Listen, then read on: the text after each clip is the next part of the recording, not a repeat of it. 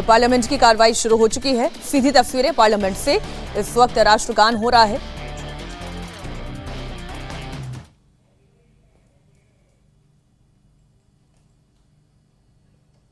तस्वीरें इस वक्त आपके सामने हैं। आज संसद में घमासान तय है। थोड़ी देर में तस्वीरें एकदम साफ हो जाएगी। प्रधानमंत्री नरेंद्र मोदी ने पार्लियामेंट शुरू होने से पहले मीडिया को संबोधित करते हुए कहा कि भारत कैसे प्रगति की राह पर अग्रसर है, युवा कैसे आगे बढ़ रहे हैं, चाहे वो अंतरिक्ष का क्षेत्र हो, चाहे वो रेल नेटवर्क हो। और इसमें उन्होंने राहुल गांधी पर तंज भी कसा। उन्होंने कहा कि मैं 56 साल की युवा की बात नहीं कर रहा, मैं असल युवा की बात कर रहा हूं। लेकिन आज संसद तक जो कूच होने की तैयारी है युवाओं की, अब इस मुद्दे को कैसे ये सरकार सुलझा पाती है, विपक्ष के आरोपों का सामना कर पाती है? क्या सोनम वांगचुक का अनशन भी खत्म होगा या नहीं होगा, या फिर ये संग्राम दिखाई देगा? तस्वीरें आपके सामने। अल थानी के निधन के बारे में सूचित करना है। श्री नादेन दला भास्कर राव अविभाजित आंध्र प्रदेश के खम्मम संसदीय निर्वाचन क्षेत्र से, जो अभी तेलंगाना में है, 12वीं लोकसभा के सदस्य थे। वे उद्योग संबंधी संसदीय स्थायी समिति के सदस्य भी रहे। श्री राव आंध्र प्रदेश के मुख्यमंत्री भी रहे और उन्होंने आंध्र प्रदेश के सरकार में मंत्री के रूप में भी कार्य किया।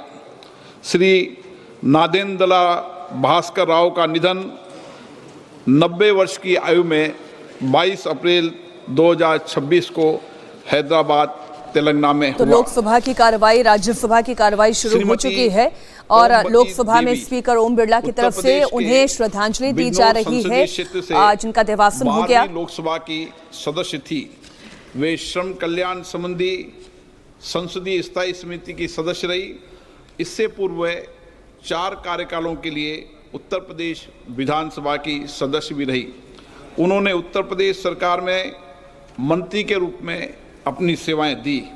श्रीमती ओमवती देवी का निधन 77 वर्ष की आयु में 8 मई 2026 को बिजनौर तो संसद के मानसून सत्र का आगाज हो चुका है और पिछले सत्र से इस सत्र के बीच जिन पूर्व सांसदों का निधन हुआ है उनको श्रद्धांजलि दे रहे हैं स्पीकर ओम बिरला। वह शहरी विकास संबंधी संसदीय स्थायी समिति के सदस्य। 7 बिल इस सत्र में पेश करने की तैयारी संसद में है सरकार की। श्री सुधांशु शील जी का निधन। और इस बीच संसद की फ्लोर की तस्वीर बिल्कुल बदली है। पिछले सत्र के मुकाबले काफी कुछ बदल गया है। मेजर जनरल दरअसल उद्धव के बागी सांसद अब वो एनडीए की ताकत के साथ बैठे हैं, वो शिंदे गुट के साथ बैठे हैं। टीएमसी के बागी 20 सांसदों के लिए अलग सिटिंग अरेंजमेंट है। अभिषेक बैनर्जी की भी जो सीट थी वो भी बदली गई है। यूबीटी के बागी सांसदों की भी सीट बदली गई है। संसदीय समिति के सभापति भी रहे। वो अन्य कई संसदीय समितियों में भी अपनी सेवाएं दी। और इस बदलाव के बीच कुल 8 बिल पेश होने हैं मौजूदा सत्र में। शहरी विकास गरीबी उपशमन मंत्री के रूप में भी अपनी सेवाएं दी। श्री खंडूरी जी 2 बार उत्तराखंड के मुख्यमंत्री भी रहे। राज्यसभा से शपथ ग्रहण की भी तस्वीरें। भुवन चंद खंडूरी जी का निधन 91 वर्ष की आयु में 19 मई 2026 को देहरादून उत्तराखंड में हुआ। श्री केपी धन पालन केरल के चाला कुंडी संसदीय निर्वाचन क्षेत्र से 15वीं लोकसभा के सदस्य थे। वे वाणिज्य संबंधी संसदीय समिति के सदस्य तथा कंप्यूटर के प्रावधान संबंधी संसदीय समिति के सदस्य भी रहे। श्री केपी धनपालन का निधन 76 वर्ष की आयु में 30 मई 2026 को एर्नाकुलम केरल में हुआ। श्री प्यारेलाल संगवार उत्तर प्रदेश के घाटमपुर संसदीय निर्वाचन क्षेत्र से 13वीं लोकसभा के सदस्य थे। इससे पूर्व 2 कार्यकालों के लिए उत्तर प्रदेश विधानसभा के सदस्य भी रहे। श्री प्यारेलाल संगवार का निधन 71 वर्ष की आयु में। तो पार्लियामेंट की कार्रवाई शुरू हो चुकी है। लोकसभा राज्यसभा दोनों की तस्वीरें आपके सामने हैं। संसद में कौन कौन से बिल पेश होने वाले हैं इसकी भी जानकारी हम आपको दे दें। संसद में सरकार कुल 8 बिल पेश करेगी।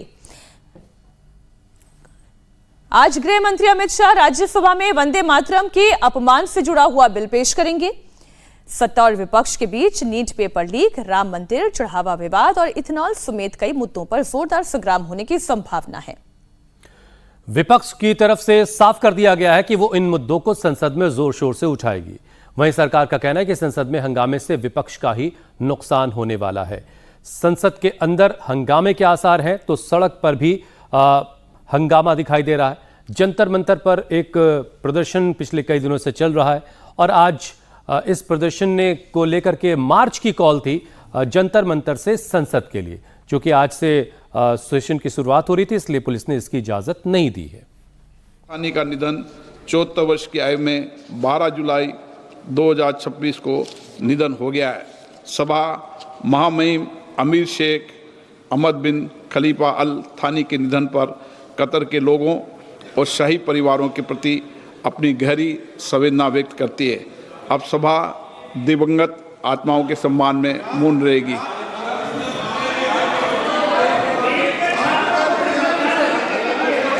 पच्चीस छात्र